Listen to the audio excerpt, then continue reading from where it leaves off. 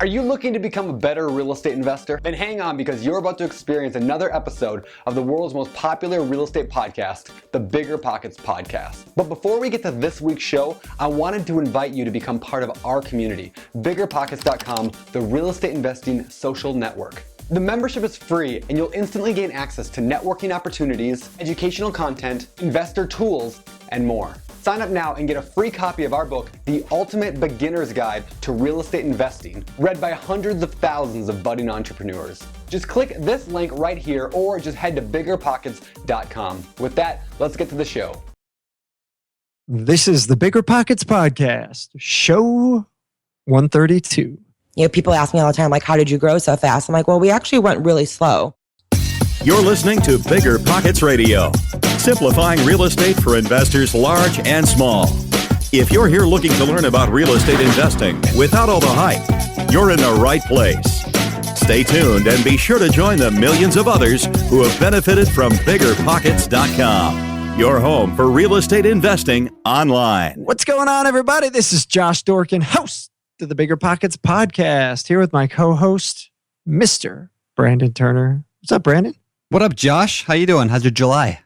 July is off to a unbelievable start. We just had an excellent July 4th. Actually, this weekend was kind of tough. We were at a wake. We had some family in town that was sick as a dog. So I really didn't do anything over the holiday weekend. How about yourself? I worked on a rental house, and that was fun. I haven't done that in a long time, but I did tile work at a rental house because my contractor pulled out at the last second, and the house is getting rented this Thursday. So I went over and did some work. It was good exercise. That's how I look at it. Oh, that's awesome, man. That's awesome. Funny that most people, when they're listening to the show, it's going to be like end of July or even August. But whatever, we're recording this right after the 4th of July. Yeah. And we do what we want because this is our show. That was me getting angry. Do you like that? Yeah. That was great. Can we move on here? Moving on. All right, today, let's go to our quick tip. All right, guys, today's quick tip. So we recently talked about subscribing to forums. I want to talk about, we've talked about this a number of times, but I really do think it's one of the most important tools on BiggerPockets, and that is our keyword alerts.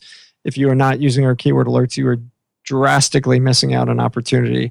So keyword alerts, really quick. Somebody posts about something in a forum that you're interested in hearing about, you will hear about it. You can set emails, or if you're a pro, you can actually get text alerts. So say you're a company that works on turnkey companies. You can set up a keyword alert when somebody says, hey, I got a question about turnkey.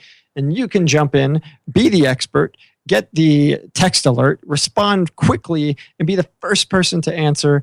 And then other people are going to see you, and then they're going to be like, wow, this guy knows what he's talking about. And look, he's got a really cool signature that's got his logo, and maybe I'll explore that logo and look into his company a little bit. Keyword alerts are great for that. They're great if you're like looking for meetups in your area or events or just general networking. Hey, I'm in Washington and Seattle, so I'm going to set up a keyword alert for Seattle. So anytime people talk about it, you can network and meet them. They're really, really powerful. I definitely encourage you, if you have not already, to set one up. BiggerPockets.com/alerts. BiggerPockets.com/alerts.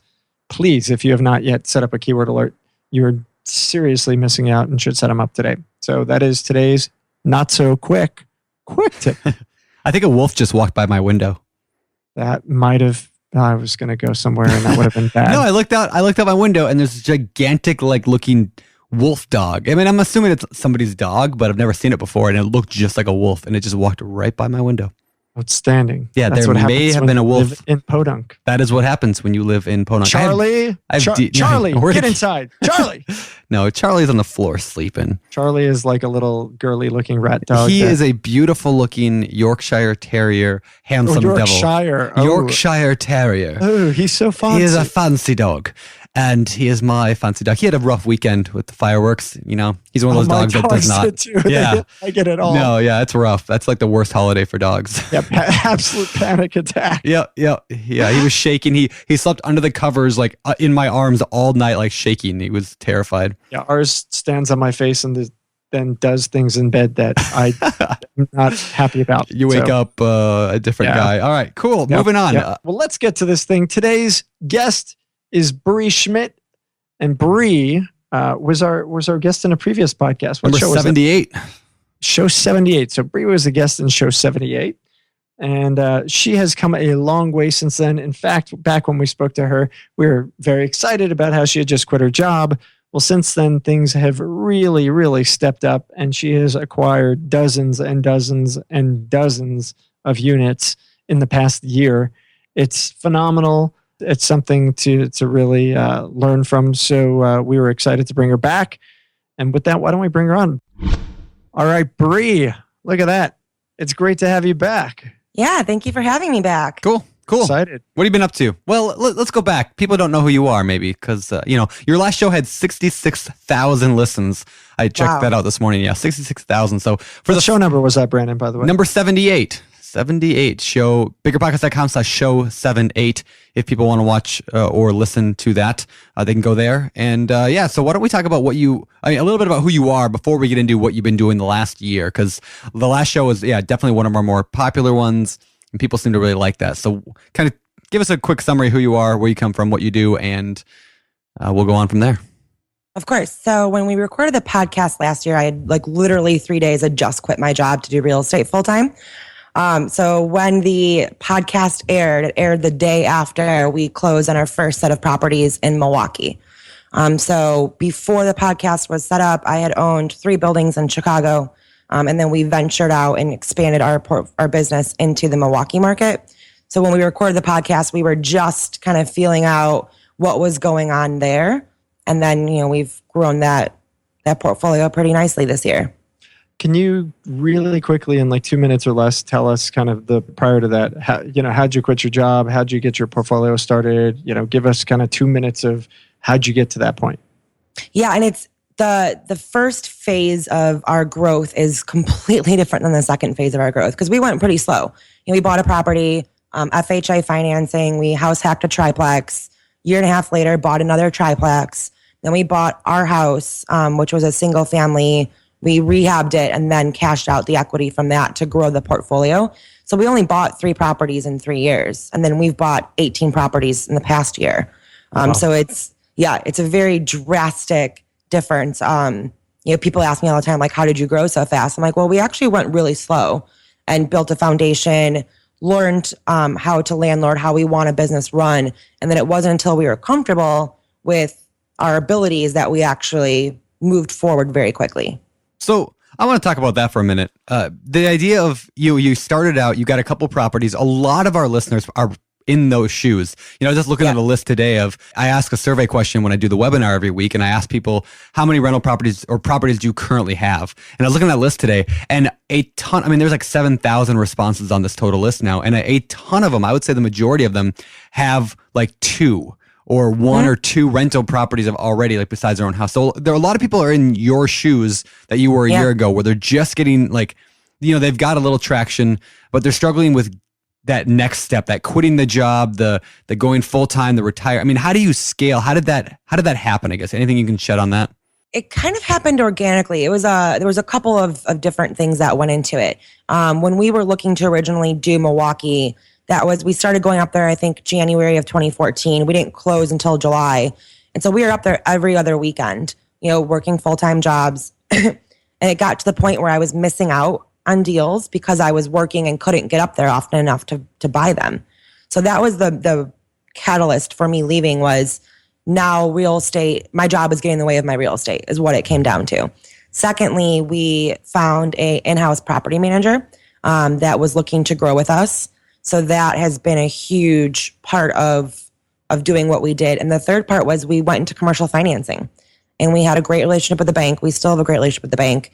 And they pretty much told me, with your financials, as long as you have the down payment, we can do up to $1 million of paper for you.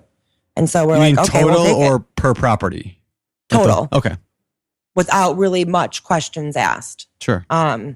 We just talked about that on our last podcast too. Yeah, with Anka. Anka was talking about how the commercial lending space has really become pretty loose these days. Yeah. So our bank is they're very black and white about a lot of things. But outside there's like, besides the DSCR, what the cap rate is, and then where how we fund it as far as down payment. As long as those three things are in check, they're pretty much good with what we do. They're really confident in us. They love my property manager. When we go for closings, they tell us all the time that he's one of the best property managers. And so they believe in us scaling this business. And just our last closing, they told us that we can go over $1 million. But I pretty much just went like this and closed my ears because we can't. We got to take a break for a little bit. Got it. All right. So, you just shared a bunch of stuff, and I wrote down 10 questions based upon what you just said. So I'm going to start spitting them out. Yeah. You talked about an in-house property manager. Mm-hmm. You've got 18 properties today, plus the triplex, the other triplex, and that single family, if I'm doing my math right. So 21 properties. At what point can you afford to bring an in-house property manager in? When was it okay to do that, and what are they getting? Because typically an outsourced property manager is 8 to 12%. What do you pay if you're willing to share an in-house person? So we did things a little bit differently, and it actually came from, part of it was luck, and a lot of it actually was because of the podcasts. When you listen to the podcast, the number one complaint is property management. And it can make or break your business. It can turn a 10 cap into a 15 cap or a 10 cap into a 5 cap. So the interesting story is the first triplex we went to go buy in Milwaukee, the owner showed us the property. His name's Carlos. And he had a great rapport with his tenants. We loved the property. We wanted to offer on it. And we asked him if he had more because he ran a very good business. So we started talking. Turns out his mother-in-law had a bunch of properties. That's how the first set of properties we bought were theirs. But he wanted to get into real estate full time. He is a bilingual special ed teacher, but has a passion for real estate, but couldn't afford to leave his job and pay for his income full time. So we kind of worked out a plan where he just left his job last month to work for us full time. So the past year he's been teaching and then doing us nights and weekends until we could build the portfolio up quickly enough so that we could afford his full time salary. So we pay him 9% gross per month. And then we did something also a little bit differently where we don't pay lease ups. We do a incentive to keep tenants in the units.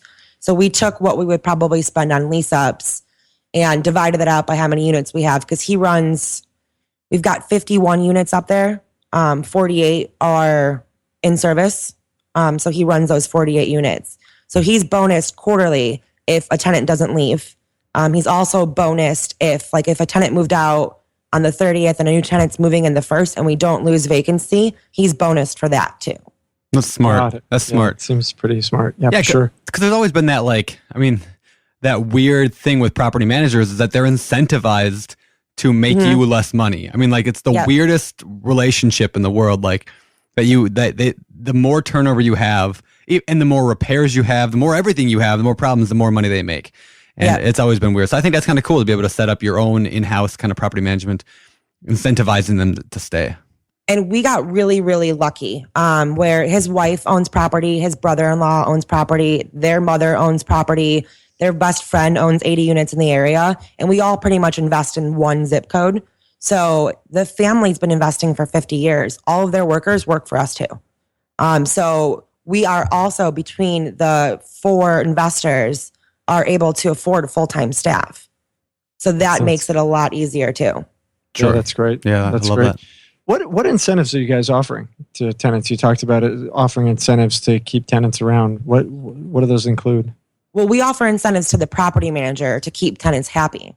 Okay. So how do they do that? What would a property manager do above and beyond to make a tenant happy?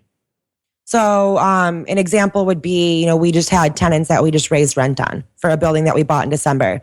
And they were below market rents. And the tenant said, fine, we'll pay more rent, but we want this, and this fixed. Half of it was reasonable.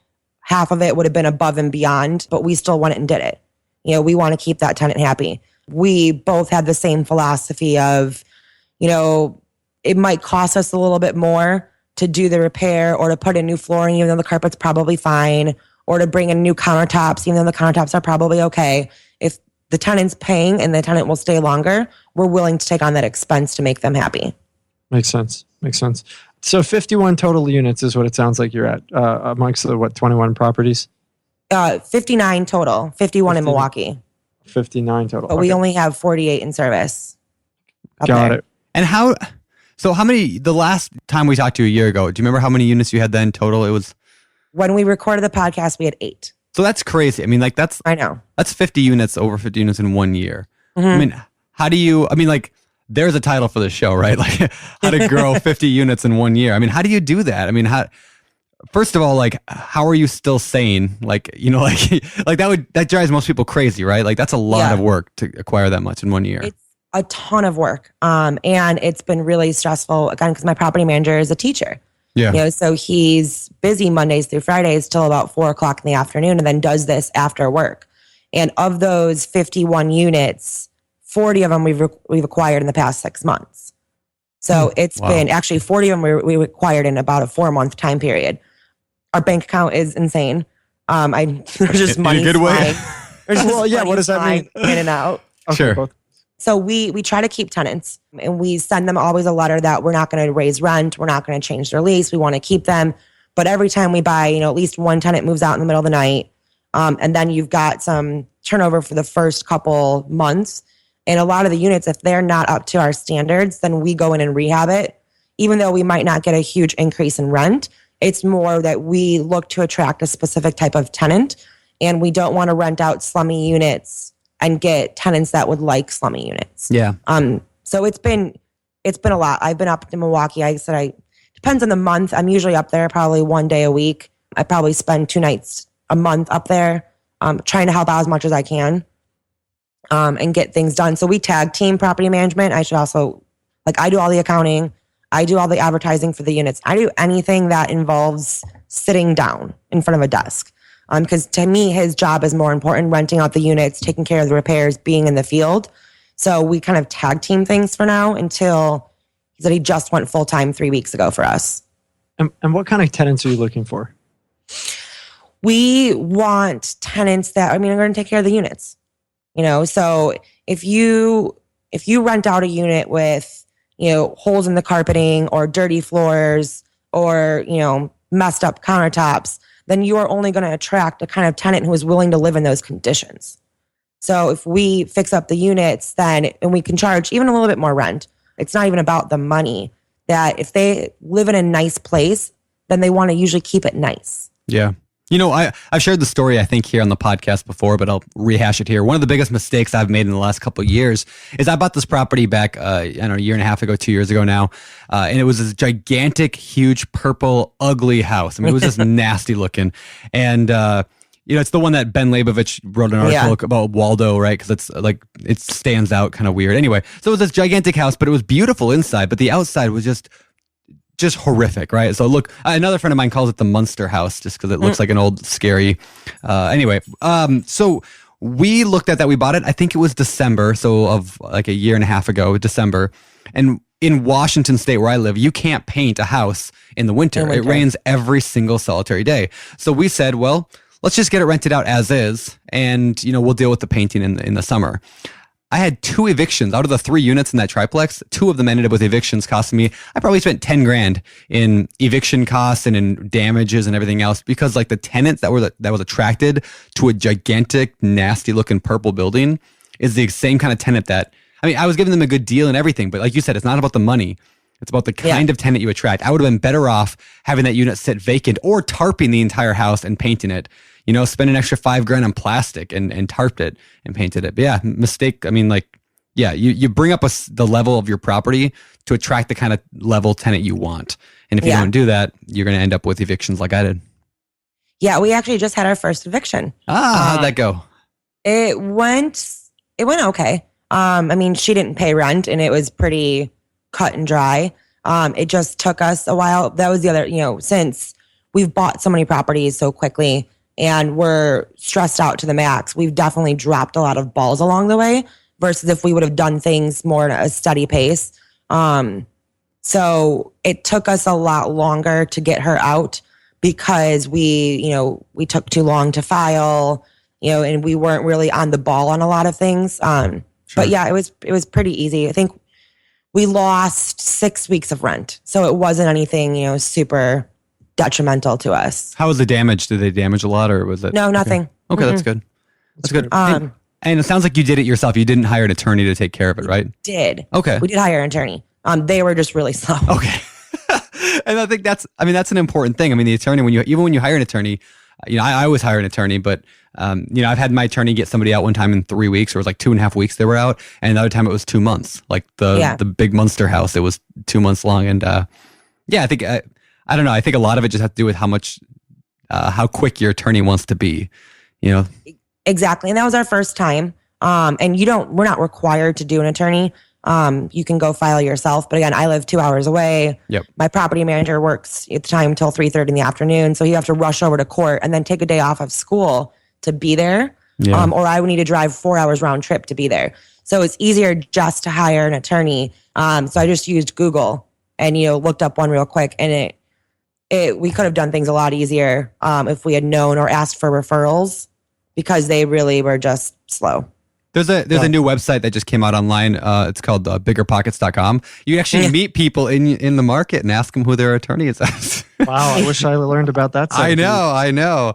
No, I asked Dawn, but I'd already hired him by the time I asked Dawn. So okay, I can't give you too hard of a time. Yeah. But no, I think there is that is one of the tremendous values of using BP, and that I get a lot of value, and a lot of people do, is of just connections with people. Like, you build relationships with people in your market. Like, you have Really? Yeah, it's amazing, right? Totally. I know you. You're preaching to the choir on this one. I totally know. But yeah, it's valuable stuff just to reach out and build relationships. Like, I know you have. Yeah, it's crazy the amount of helpfulness and people that are on BP. Like, we just changed over all of our insurance to a referral from BP. Nice. We don't need a lot up there because we have a lot in-house. But here in Chicago, I help run one of the meetups, and we just get together. And the amount of connections that people make there, it's amazing. Yeah. And I give you a hard time because I do the same thing. I mean, I'm on BP, 18 hours Every a day? day. Yeah, every day. And still, the other day, I spent weeks trying to find a foundation contractor. And then I was like, stupid, go post it in the forum. So use that. And then whatever. Okay, I yell at myself as well. You having a hard time talking there, Brandon? I sometimes struggle with this. All right, so and for those of you who can't see, he smacked himself across the face. I do that sometimes. All right, I want to go back to the idea of adding those 50 units in a year. Yeah. Are those single family houses, multifamily? What is the mix of that? It's majority, they're all 2 to 6 units. Okay. So we've got a 6 unit, a 5 unit, a couple of 4s, and then everything on to a 2, but we've never done a single family. Okay. It has a lot to do with the housing stock. We invest both in Chicago and Milwaukee, are very dense urban environments. So there's not, it's house. It's just and the way that the area is built up, over 60% of the housing is duplexes or above. So it's so prevalent in that area. It just makes sense to do it. And what's your average cost per door? That's a good question. Hold on, she's going to pull out a calculator. Do. Give or take. I don't know. We're not talking track that number. 100,000 a door. We're not talking 50,000. I'm guessing about 27,000 a door. Okay. So definitely a lower price market.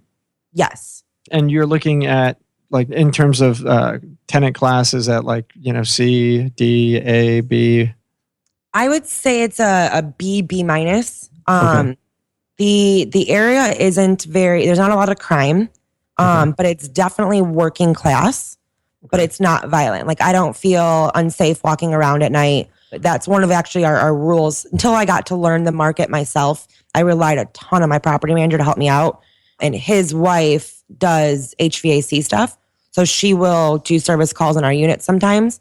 And she is this little tiny 5 foot nothing, 80-pound Barbie.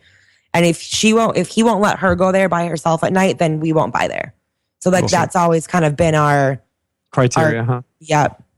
Cool. Oh, that's great. And how are you finding your properties? Are these MLS? Are these, direct mail? What are you doing?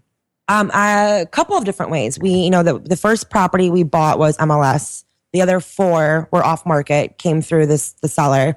The next set we bought were, because we've only had 4 closings, so we tend to buy in 5 house chunks. The second set was pretty much all MLS. The third set, then we bought 1 property from a seller in December. Then, I'm up there so much talking to other agents, and I talk to them all about what I do. So a lot of what we've bought in the last 6 months has come from other sellers we've bought from, off-market stuff. We actually did do a direct mail campaign in April. Jerry Puckett did it for us. And it was overwhelming, the response that we got from the campaign. I didn't even get to call back half the people. Wow. Yeah. I've never done the direct mail thing yet. I mean, we talk a lot about it, but I haven't actually done it. But are you going to continue that strategy? I mean, how far do you want to take the direct mail stuff? So actually, I did my own direct mail campaign last October, and I think I sent out like maybe 500 postcards, and I got 3 phone calls. Okay. And I had Jerry do 1,000 letters for me, and I think I got like 120 phone calls. Okay. So it was a pretty drastic difference. Okay. And at the time we were looking to get stuff under contract before we were going on vacation. So I ended up not buying anything from it, but I'm going up next week to look at 6 units from one seller.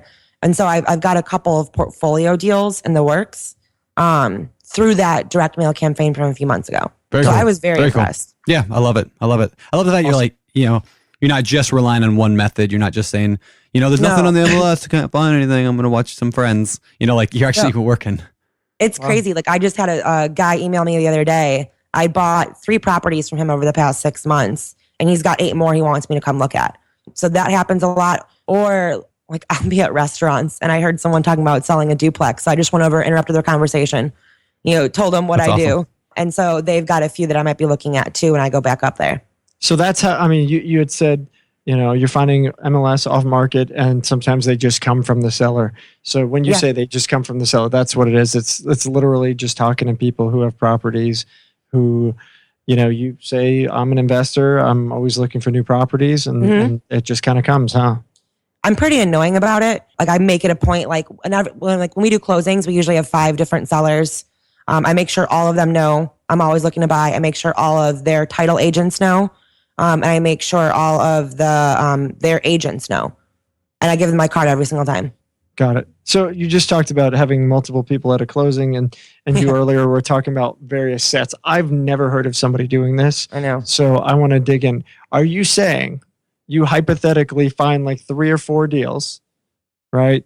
And you arrange to close all 3 or 4 at the same time, same close. Now you're not sitting in the same room with all these people. You're going room to room to room, right? Yeah, it's mainly because of our loan. So with commercial, $27,000 a door is a very low price point for commercial. So what we've kind of worked out with them is we will buy multiple properties at once so that the deal size as a whole is enough for them to be interested in talking with us.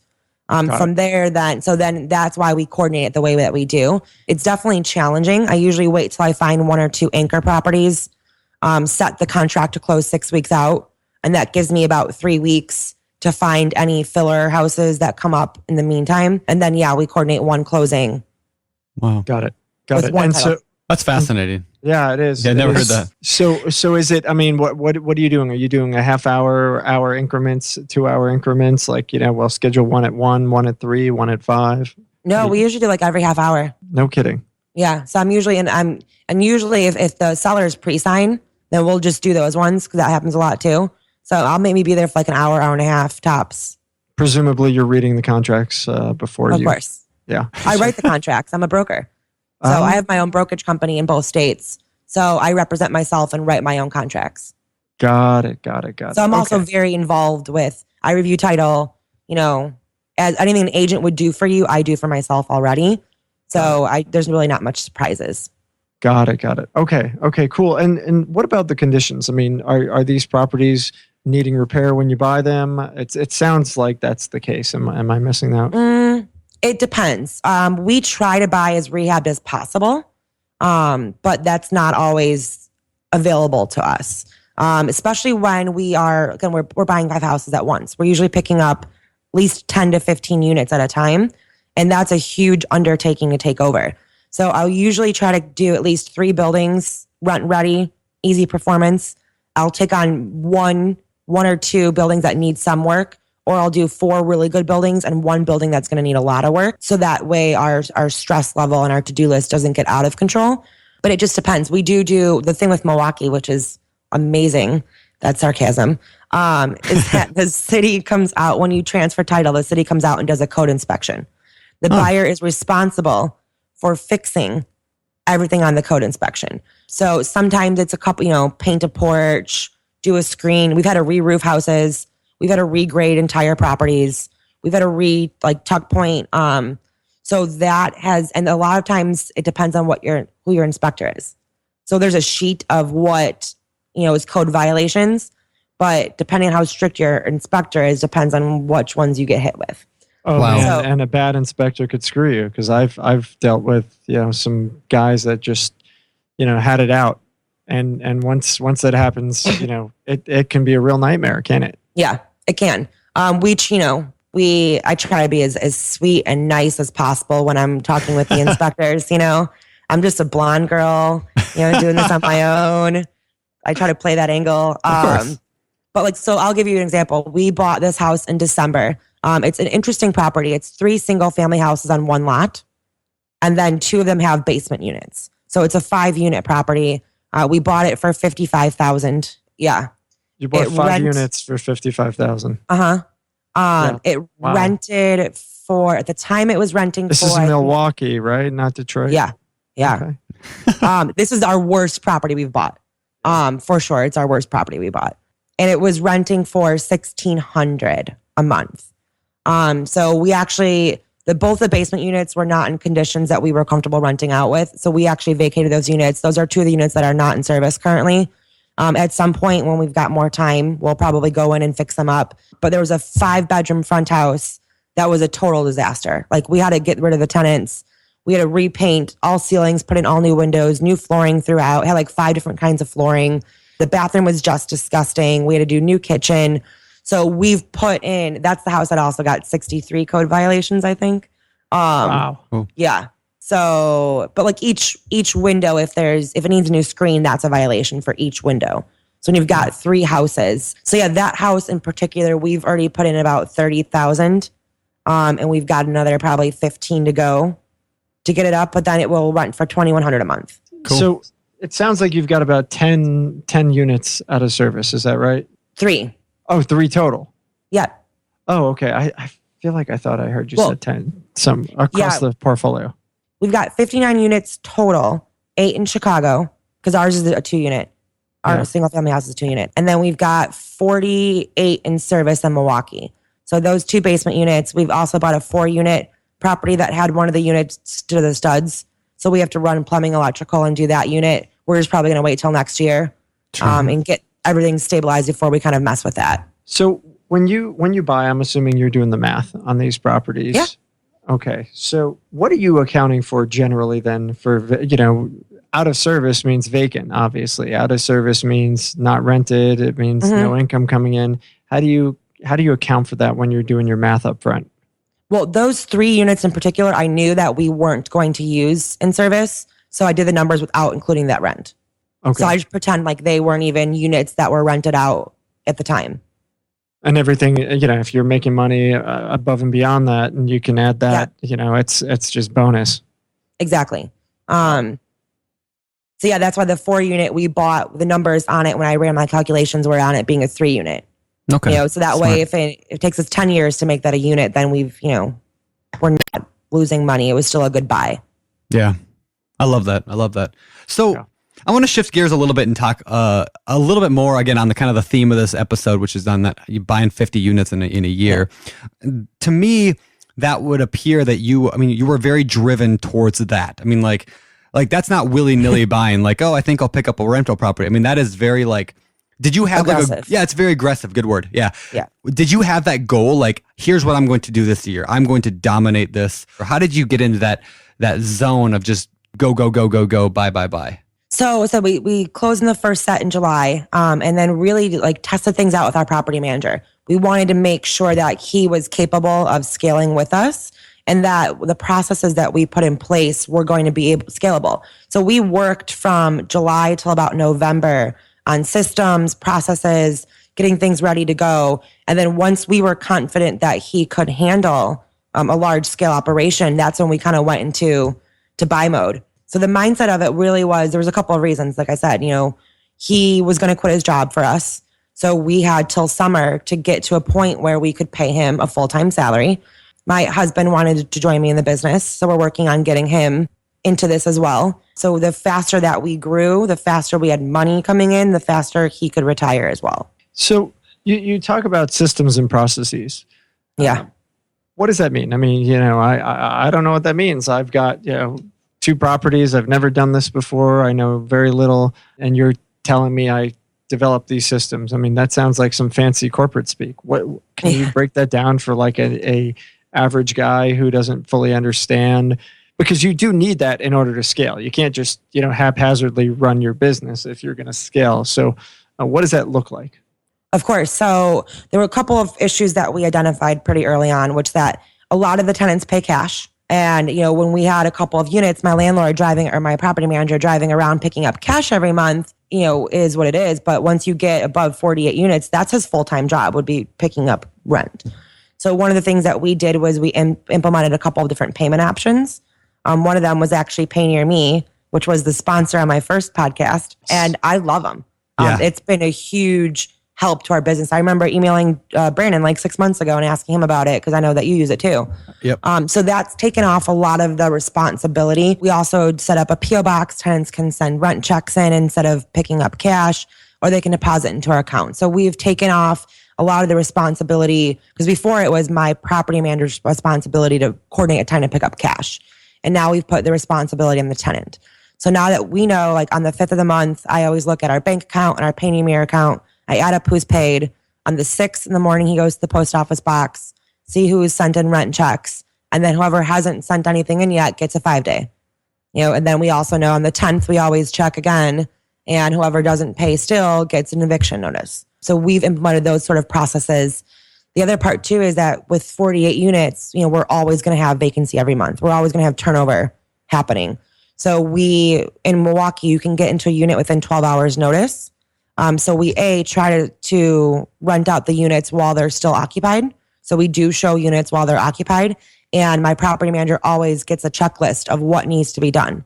So if we need to put in, rip out the carpet, put in new flooring and paint the kitchen, as soon as that tenant's out, we have the supplies already there. We've got the staff already booked to do it so that they can work overnight to get it done. So that the next day we've got a new tenant moving into a newer unit.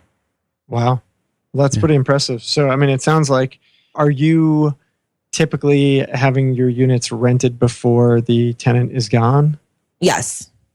And that's how we changed that. So that's what we weren't doing that. We weren't doing that as aggressively as before. But so we just implemented this new incentive program for my property manager instead of the lease up. So he's incentivized to lease it up back to back. And we did that. We started about 4 months ago. And our vacancy is already down 4%. Can you explain how you're doing that? Because I'm sure other people listening would be interested to hear the incentives that you're offering. Or as far as, to your property manager, how are you, I'm assuming you're giving him a piece of something. What are you giving him? Yeah. So I figured that typical turnover is 2 years. So I took, 48 units times the cost of 1 month's vacancy, or 1 month of lease up over those 2-year period, divided it out by month, and then I pay him quarterly based on that.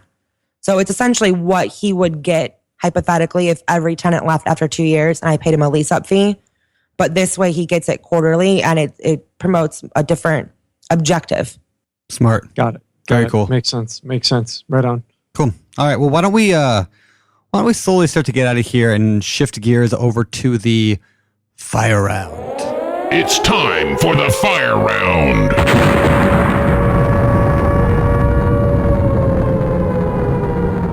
All right. The fire round. These questions all were pulled straight from the BiggerPockets forums, which, of course, our listeners can go and hang out on at biggerpockets.com/forums.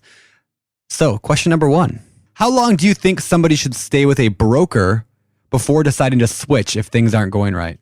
That's a really good question, because I am a broker. I do take on clients, and I refuse to make clients sign an agreement with me because I think that if your broker, after maybe the first time you go out with them, isn't getting what your objectives are or is pushing you into something that you've clearly stated is not what you want, then I would leave them immediately. Yeah. It's very hard to find. You have to be really, really in tune with your agent. Yeah. And make sure that they get you.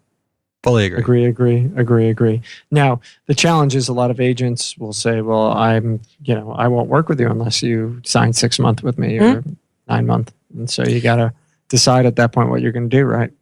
Yeah, exactly. I do take on clients. It's so very part-time for me. It's definitely not even a focus of my business. And I just feel that if I'm not providing you with the service that you need to get whatever you need done in your objectives, then you shouldn't work with me. How would you encourage investors to broach that to a real estate agent or broker? Because I could see lots and lots of brokers saying, I'm not going to work with you. You're going to just use me and then go, sign a deal through somebody else. Because I was an agent, and I know agents are worried about that stuff.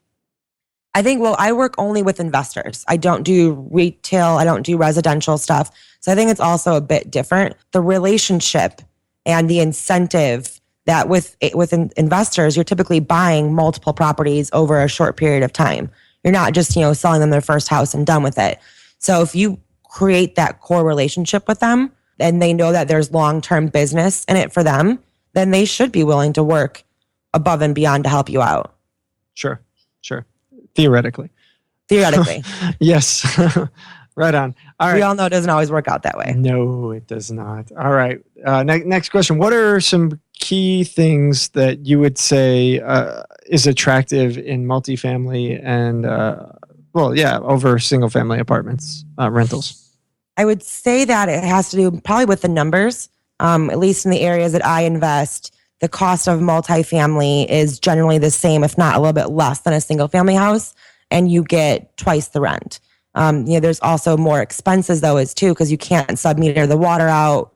You have to take care of usually snow removal and lawn care because you can't split that out between the tenants. So just being aware that you run your numbers correctly, it can be more beneficial, but I don't think it also works in all markets. A lot of markets, multifamily is not very prevalent in the housing stock, and it makes it harder to buy those. Makes sense. Cool. All right, next question. This one actually is the newest one on the forums right now. I just went to the forums and looked. It's from William in Plano, Texas. And I'm going to read a quick story. Here's what he said. I have a tenant whose rent is due on the 1st with a grace period through the 3rd. I contacted him on the 5th and was told that he is in the hospital and he'll pay the rent plus the late fees. I still have not received the rent as of today, which we're recording this on the 6th. It sounds like this might just be an excuse. This is the first time I'm at this problem. I'm not sure how to deal with it. Should I start with 3-day? Does it help to be written? There's email fine. When should I start the eviction process? I'm in Texas. What do I do? Oh, I can't believe you gave me that question. Because you should logically, I would give him another week, to be honest. Okay. But then again, I'm sort of a pushover. And there's always something, every month we have something. We've got 2 tenants right now on payment plans. So it really goes to the gut of, does he have a history of paying on time? Is this maybe a one-time thing? Then yeah, I'd maybe give him another week. But after that, then you have to be a little bit more hard-nosed. And that's one of the things that I'm trying to get better at myself. Sure. Yeah. To add to that, I was going to say, what I would probably do is, if it were me, because I would want to, if somebody's in the hospital, I'm going to want to be nice to them. And if they were a long-time tenant of mine, I'm going to treat them differently than a new one. But I would probably serve the notice, like the 3-day or the 5-day or whatever is required, right away. Just to have it. Because that way, if I find out later it was a lie or whatever, boom, I could file eviction right then. I don't have to wait another 3 or 5 days for that to happen. And the 3 or 5 days is easy to serve. It's cheap and simple. So Yeah. Or you can just confirm that they're at the hospital. What hospital are you staying at? I'll come send my property manager to bring you some flowers. There you go. All right. Last question. What information are you looking for on multifamilies when you're buying? So you're looking at rent. What other key metrics matter for you? What are your kind of buying criteria for multifamily? Well, I have a whole Excel that I built where I just put in the rents, the taxes, and how many units, and it calculates my numbers for me. based on historicals in that market. So like I know that, the water bill is always going to be around X per unit. So I build that into my formulas to give me a number that meets my criteria. I actually don't even look at the pictures. I don't look at much else. I just import it into that data or that Excel and then go see it if it makes sense for me. And then, my bank requires, DSCR to be within a certain range, cap rate to be within a certain range. So it has to meet that as well. And we do require a Schedule E from the sellers or a P&L for the past 12 months that's signed. They have to sign and notarize it so that we have an accurate portrayal of their expenses. Cool. And you mentioned a second ago DSCR. Can you explain what that is? Yeah, debt service cover ratio. So for example, if the house rents, if the mortgage is $1,000, they want the NOI to be 1.2, so $1,200 a month on it is the minimum DSCR that the bank will take. So you have to make sure that you're using, accurate numbers and conservative numbers too. We actually run our numbers more conservative than my bank does. So this is just for lending criteria. Yeah, just for lending criteria. Got it. And so a DSCR of like 0 means there's zero cash flow. Ideally, it's like a measure of cash flow. 1.2 means there's 20% more cash flow than breaking even, if that makes sense. That's kind of a weird way of explaining. But yeah, that's how I think of it in terms of like extra cash flow to pay after the mortgage is paid, how much is left over. 1.2 is obviously better than 1.1, which is better than 1. So yeah. Cool. Yeah, exactly. Right on. Right on. All right, let's move this thing over to the end. We will take it to the world famous. Famous for. All right, the world famous for. You've been asked these questions before, but maybe something's changed, so let's ask them again. Number 1, what is your favorite real estate book? It's still the same book I said last time, which would be The Millionaire Real Estate Investor. Pretty much since I haven't read a book in the past year, which I'm You've been a little busy to admit. Yeah. Yeah. What have you been doing? Come on. Nice. Running 3 businesses. Oh, okay. It's really embarrassing because I used to read a ton. But the good news is I replaced my reading with BiggerPockets podcasts. So nice. My favorite real estate book would be the audio book of the podcasts. Nice. Hey, nice. That's a pretty good book. Pretty good book. By the way, Millionaire Real Estate Investor, for those people who are interested, we interviewed the co-author of that, Jay Papazan. One of my favorite interviews, which was, it was in the hundreds, wasn't it? I don't remember exactly what show it was, Like but the 1/10, I think. Yeah, it was something like that. It was a great podcast. Fantastic Excellent, podcast. Yeah. All right, so they can check it out at biggerpockets.com/show113. And next question. Josh. Awesome. Favorite business book? And since you haven't read a book, maybe you'll just give us the name of the same one. Still the one thing. I love that book. Yep. Yeah. That is my favorite business book. But I keep it, like everyone else, I keep a to-do list. And the 10X rules on my to-do list. And there was another one I just wrote down from one of the podcasts last week that sounded really great. So it's on my to-do list to buy those books and read them. Nice. Excellent. And how about hobbies outside of work? What are we doing for fun? Travel. We've been really lucky we went to Mexico this year. We went to Northern Europe for 2 weeks. Planning out another trip to Thailand this year, maybe Morocco. So that's been a huge focus of us, is being able to travel again. Right on. That's awesome. Excellent. All right, final question. What do you believe sets apart successful real estate investors from those who give up, fail, or never get started? I think that the number one thing for me to do is self-sacrifice. I think a lot of times on the forums, we get people like, how do I get started with this? Well, it takes a lot of hard work. It takes a lot of sacrifice, whether it's financial sacrifice from saving or sacrifice working, nights and weekends to get the job done. I think that is what sets people apart, is the ones that are willing to make sacrifices for what they want. I love that. Fantastic. That's great. All right, Brie. Well, thanks again for coming back. Congratulations on the last year. It sounds amazing. Sounds like you've really been doing great things. So, lots of luck on that, and lots of luck going forward. Before we let you go, where can people find you? Clearly, BiggerPockets. Yeah, obviously BiggerPockets. I'm always on BiggerPockets. They can also find me on my website, which is turnkey-reviews.com. Or you can email me. All my information's on my profile on BiggerPockets. Perfect. Perfect. All right, Brie. Well, thanks so much. And thank you. We'll let people throw questions up on the show notes if they have any for you. And we'll see you around. Thanks so much. Thank you. Thanks. All right, guys, that was Brie Schmidt. Big thanks again for coming back to the podcast. And of course, that's just phenomenal what she's done in the past year. I mean, that's a lot of units, man. That is a ton of units. Yeah, she totally passed me up, and she's making us all look bad. Maybe she should be the co-host. Maybe Brie should come on here and show me what's up, and I'll go lie on a beach or something.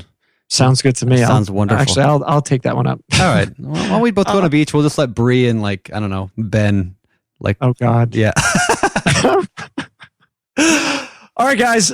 Big thanks to Brie for coming on. It was a lot of fun and lots of great stuff. So thanks again. Otherwise, as we always talk about, get involved, jump on the site. As you can see, Brie has really learned a ton from BiggerPockets. Engaging, connecting on the site has proven to be quite valuable, and just being a part of the community has been great. So we're very pleased to have had her. Otherwise, if you are not following us, engaging with us, and connecting with us on fun places like Twitter, who isn't connecting to us on Twitter? I mean, Twitter is awesome. Twitter is where it's at, especially if you're like a 13-year-old girl or a 45-year-old man like you. I'm sorry, did you say something? Well, I don't know what you're talking about. Twitter is amazing. Get on it and follow BiggerPockets today. Otherwise, Facebook, we're putting out lots of great content. Guys, if you're listening to this show, hopefully you are a fan of BiggerPockets and the BiggerPockets podcast. Please take a couple minutes. It really, really helps us. Jump on iTunes and leave us a rating and review. We really, really count on those to help spread the word about BiggerPockets. If you have not done so and you have consumed at least 10 of our episodes, jump in there and pay it back by leaving us a rating review. We would really appreciate it. It means a lot. And Josh will drive to your house and babysit your kids for an entire week while you go on a all expenses paid trip to Bali. I'm going to do that for everybody who leaves us a review. One. There you go. You're out of your mind. That is not going to happen. It could happen. You'll have my eternal gratitude. And anyway. That's almost the same thing though. So it comes close. I was just setting people up for an even better thing. Oh, the gratitude. Well done. Thank you. Well done. That's my monopoly strategy. Oh yeah, is that right? Offer something really, really good, and then just back it a little bit, and it doesn't seem quite as Okay. Well, awesome. Well, listen. Hopefully, by the time you listen to this podcast, the world has not fallen apart, because as of today, this Greece crisis is getting crazy. The world financial system is looking a little shaky. Who knows what's going to happen? I don't know why I'm talking about this now, but it's interesting to me, and so I'm going to just keep talking about it. I know nothing of it other than I read an article online that said that my Greek falafels are going to be more expensive, and is that even a thing, a falafel? I don't know. A falafel is a thing. Okay, good. You've just proven your ignorance. My Greek falafels are going to be more expensive now, and that ticks me off. I like my falafels.